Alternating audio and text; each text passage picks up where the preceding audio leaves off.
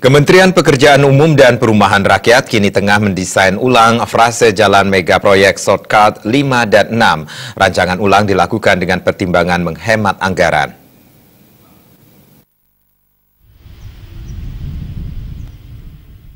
Hingga kini hasil redesain frase jalan shortcut dari tim ahli Kementerian PUPR dan Balai Pelaksana Jalan Nasional belum diterima oleh Pemkab Buleleng. Namun Pemkab Buleleng tetap lakukan koordinasi dengan Kementerian PUPR dan BPJN Wilayah 8 untuk mengetahui perkembangan terkini redesain ulangnya.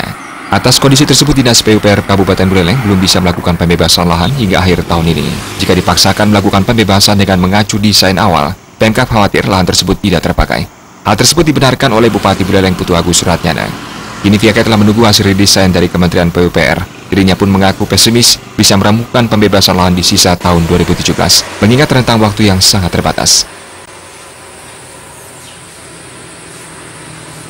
Masih ada redesain karena masalah setelah didiskusikan dengan ahli geologi, keadaan sondir tanahnya nggak mendukung struktur model begitu, ada perubahan struktur karena agak gembur tanahnya. Tapi dipastikan akan ada Ya, kalau progresnya kan on progress dari pusat terus masih mengatakan ya. Saya kan nggak bisa terlalu banyak mengintervensi ya. Kecuali saya pejabat rendah pusat mungkin lain lagi.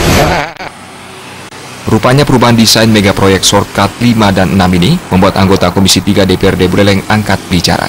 DPRD meminta agar perubahan desain ini tidak dijadikan alasan untuk menunda pembangunan proyek yang ditunggu-tunggu masyarakat. Pemkab sendiri dituntut untuk bergerak cepat mewujudkan shortcut Wonogiri Gate. Teknis itu kan memang menjadi kewenangan dari pemerintah pusat.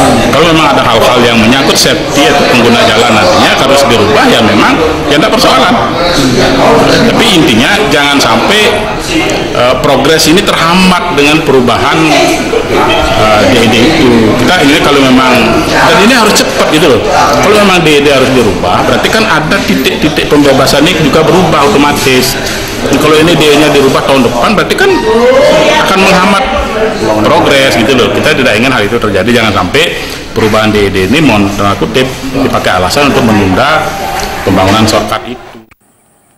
Jika desain baru sudah dikeluarkan oleh Kementerian PUPR, maka pembebasan lahan bisa segera dilaksanakan. Bukan tidak mungkin 2018 proses pengerjaan shortcut Wonogiri Gate dapat dilaksanakan.